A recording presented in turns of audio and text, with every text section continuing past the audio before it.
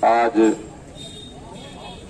इस शहादत पे महावीर जी की, झाझड़िया जी की शहादत पे सभी मेरे इकट्ठे हुए बुजुर्ग नौजवान साथियों, बड़े दुख की बात है कि ऐसी घटना इस गुड्डागोरजी में पहले जैसी रिपीट हो रही है। और मैं आज आपको बता देना चाहता हूं कि मुझे तो जिस दिन हमारे दोनों जवान हारे उसी दिन पता चल गया ये घटनाएं आए दिन होती रहेंगी। और आज ये पहली बार नहीं है, अब से पहले कई घटनाएं हो चुकी हैं। और पहले तो झगड़े हुआ करते थे, किसी के थप्पड़ चट्टू मार दिया वो हो जाता था, अब तो सीधा मर्डर हो रहा है।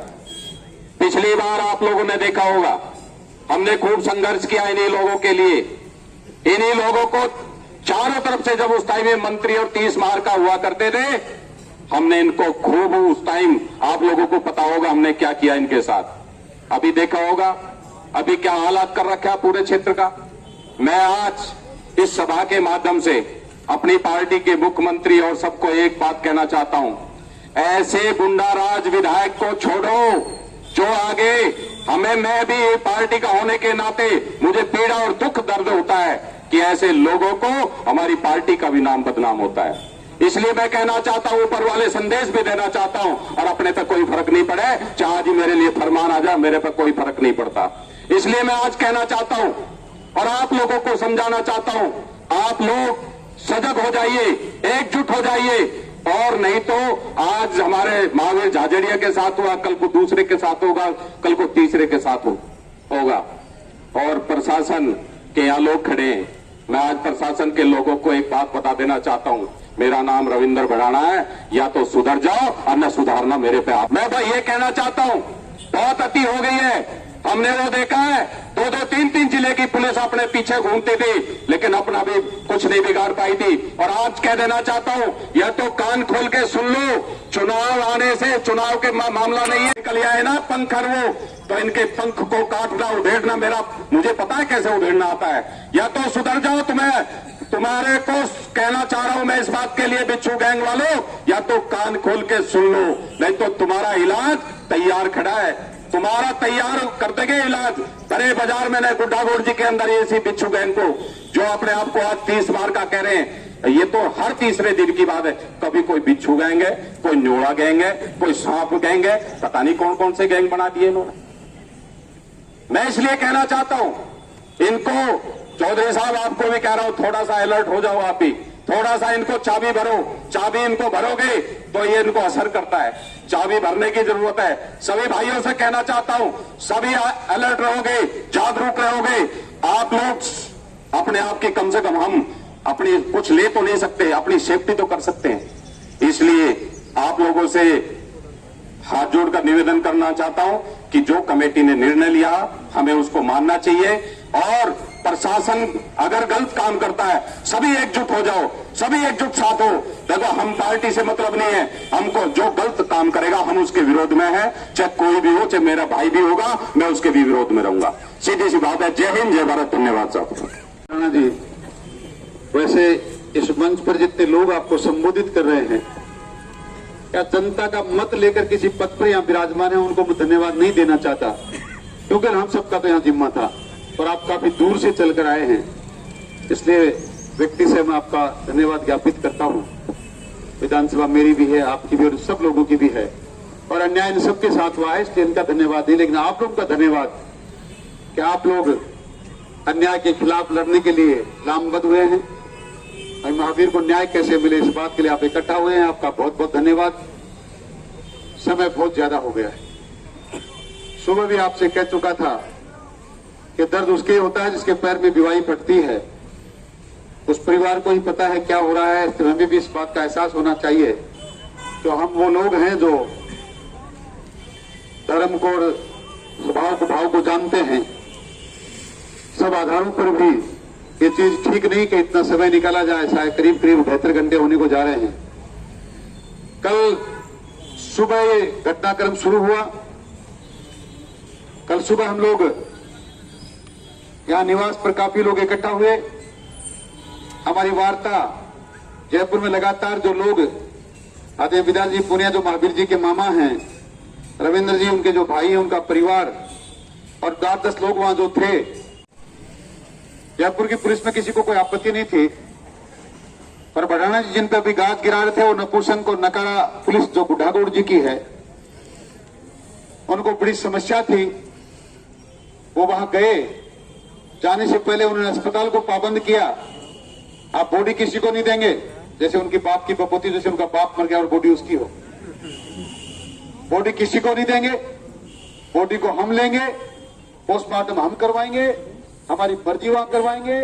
और सरकार के आला अधिकारियों से मेरे से फोन करवाया कि नियम यह है कि जहां आदमी की मृत्यु होती है पोस्टमार्टम वहीं होना चाहिए।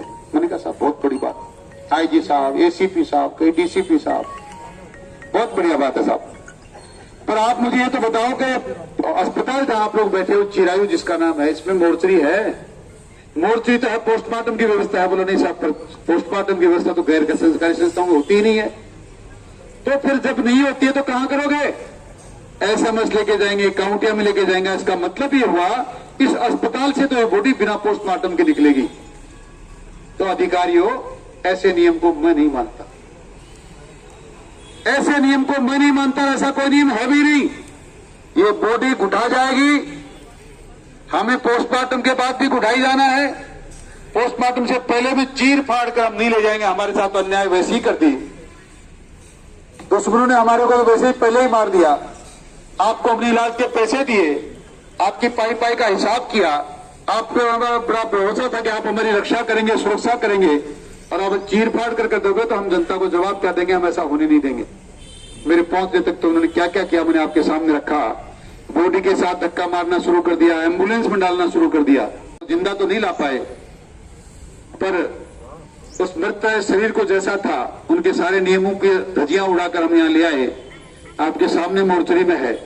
और तब से हमारी चर्चाएं चल रही हैं। ये चर्चाएं हमने पूरे प्रशासन से रखी कि वो व्यक्ति जिन्होंने ऐसा किया, जिन्होंने मृतक के पार्थिव देह के साथ खिलवाड़ करने की कोशिश की, जिन्होंने मृतक के हाथ पैर तोड़ने के बाद 4 दिन तक बयान दर्ज नहीं किए, जिनका ट्रांसफर हो चुका, वो वापिस इस मुकदमे को अपने हाथ में, अपने फाइल में दबा के बैठे। क्या चाहते हो? प्रशासन ने हमारी बात को माना है, और सबसे पहले प्रशासन ने निर्णय किया है कि वो व्यक्ति जिसने ऐसी बदमाशी करी, फेंकू फिक्री, हालांकि वो ट्रांसफर था, तो आज इस थाने में नहीं है, उसको निकाल दिया गया है। हमने सस्पेंशन के लिए बाकायदा तय कर रखी है। देखिए, कानूनी प्रक्रियाएं हैं, उस कानूनी प्रक्रिया के तहत ही वो हमारी बॉडी को नहीं रख पाए। कानूनी प्रक्रिया में तहत है, परिवार के 5 आदमी पंचनामा लिखेंगे, फिर उसका पंचनामा होगा, फिर पोस्टमार्टम होगा। उसकी जितनी उसको सस्पेंड होने के लिए कागज चाहिए, उतने कागज आपके साथी के पास हैं, वो एविडेंस मैं दूंगा। पर आप लोग जानते हैं सब इंस्पेक्टर को सस्पेंड करने के लिए किसकी जरूरत है। मैं इस बात को पुरजोर शब्दों में कहना चाहता हूं, मानता हूं, पर ये लड़ाई मेरी अभी खत्म हुई नहीं है। वो सस्पेंड होगा, उससे पहले भी उसने बहुत गुनाह कर चुके हैं, पर आज की तारीख में उस थाने में नहीं है। उसके बाद 2-1 महीने पहले एक लड़का था हमारा जिला परिषद सदस्य का प्रतिनिधि विनोद, जिसके हाथ पैर तोड़े गए थे। उसके मुकदमे को दर्ज करके जो आई इंक्वायरी कर रहा था, जिसने झूठे लोगों को गवाह बना के हैदराबाद तक ले आया, उनकी रिपोर्ट लगा दी। उसकी रिपोर्ट बन चुकी है, वो लाइन में जा चुका है, उसकी प्रोसेसिंग सारी फाइनल है। 100% किसी का बाप ताकत लगा ले, वो सस्पेंड हो चुका, मान लो वो होगा। महावीर की हत्या करने वाले 5 के 5 अभियुक्त गिरफ्तार हो चुके हैं। तफ्तीश बदली जा चुकी है। निष्पक्ष भाव से एक ऐसा डीएसपी जिसकी कोई जातिवादी से मतलब नहीं तो लोग कहते हैं इस जाति को दिया, उस पार्टी को दिया। मैं नहीं जानता, कोई राज साहब हैं जो अभी जिले में अलवर से नए आए हैं। हमने पूरा भरोसा करके विनोद चौधरी की फाइल और ये दोनों एक साथ ये बदल के उसको दी जा चुकी, फाइल उसके साथ में चली गई है। शायद अब पोस्टमार्टम कराने के लिए भी वो नया आयोग पहुंच गया होगा, ये वो ही पहुंचेगा, ये उसके पास दे दी। आर्थिक सहायता के लिए सरकारी प्रावधानों में किसी का कोई एहसान नहीं होता। सरकार आप लोग बनाते हैं, कभी उसका नाम कांग्रेस होता, कभी नाम बीजेपी होता, कभी सपा, कभी बसपा, कोई मायना नहीं रखता। जो कोई भी सरकार है, विधिक प्राधिकरण में जिस प्रकार का मुआवजा मिलना चाहिए, ऐसे मामलों में जहां हत्याएं होती हैं वहां चालान पेश होने के समय 2.5 लाख रुपए आर्थिक मदद दी जाती है मृतक के परिवार को। इसमें सारे मुजरिम गिरफ्तार हो चुके हैं, इसलिए मुझे नहीं लगता कि इसमें 5, 7, 10 दिन या 15 दिन से ज्यादा चार्जशीट सबमिट होने में लगेंगे। वो आर्थिक सहायता हमको मिलेगी, ये चालान सबमिट होगा उस दिन 2.5 लाख रुपए और मिलेंगे। इसके सिवाय सरकार में व्यवस्थाएं हैं कि उसकी विधवा किसी प्रकार अपना लालन पालन करने के लिए सरकारें एक अनुदान वाला लोन देती हैं, जिसपे ब्याज माफ होता है, सब्सिडी मिलती है, वो भी 2.5-3 लाख रुपए होगा। मैं सारे मित्रों से निवेदन करके गया था, व्यक्ति से मुझसे जो बंद पड़ा मैं करके उधर मीटिंग में चला गया था। आप लोगों ने क्या किया होगा मुझे नहीं पता, जो कुछ भी किया है वो परिवार के लिए है। शहर के लोग जिन्होंने आज अन्याय के खिलाफ आवाज बुलंद करी, दुकानें बंद करी, उनको बताना चाहता हूं कि हम हमारे और किसान परिवार के लिए तो कोई सहायता कर पाए कि नहीं कर पाए, पर सोनी परिवार के लोगों और व्यापारी बंधुओं, शाम पहले 2-3 बजे पहले आपके दुकानों के सामने रखी हुई ईंटें उठा दी जाएंगी। गुढ़ा में दुकानों के सामने अतिक्रमण करने वाले फिर सोच लें। दोबारा आगाह करता हूं, सोनी की दुकान में 20 लाख का सामान पड़ा है। लॉकडाउन का फायदा उठाकर आपने ईंटें रखी थी, तैयारी कर चुका है, प्रशासन आदेश बना चुका है, 102 में जब्त कर रहा है, अभी उठाकर उनको ले जाएगा और थाने में डालेगा। ये फैसला हो चुका है, हमने आपकी मदद करी है। ये जिद करके कोई बोलना मत, मेरा भाई मोर्चरी में है, 72 घंटे हो गए, मेरी मजबूरी है, हम सबकी मजबूरी है उसका पोस्टमार्टम कराना, उसकी पार्थिव देह को लेकर। मैंने प्रशासन से कहा है, उन्होंने मुझे 3-4 बजे का टाइम दे दिया है कि कोई कागज कार्रवाई करनी पड़ती है। आप लोग उस समय तक इंतजार कर सकते हो तो महावीर की पार्थिव देह का तो अंतिम संस्कार होने दो, रुको यही। पहला मुकदमा मुझ पर लगेगा, दूसरा मुकदमा जितने जनप्रतिनिधि बैठे इन पर लगेगा, मेरे पीछे सबको खड़ा करूंगा, ईंटों को एक एक को उठा के हम फेंक देंगे। ये प्रशासन से कह चुका हूं, आपकी मदद चाहिए, पर उन्होंने मुझे भरोसा दिलाया कि आप एमएलए साहब जाके घोषणा करो, आपकी ईंटें हट गई। ये सारी चीजें हो चुकी हैं, यही हमारी डिमांड थी। प्रकरण कल से आपको मेरे साथ ही हैं, सर आपके सामने है, क्या क्या हुआ मैंने अपने भाषण में भी बताया है। धरने की नौबत क्यों आई, क्यों ऐसा हुआ, ये जनता इतनी उग्र क्यों है। हत्या तो इसका कारण है ही है।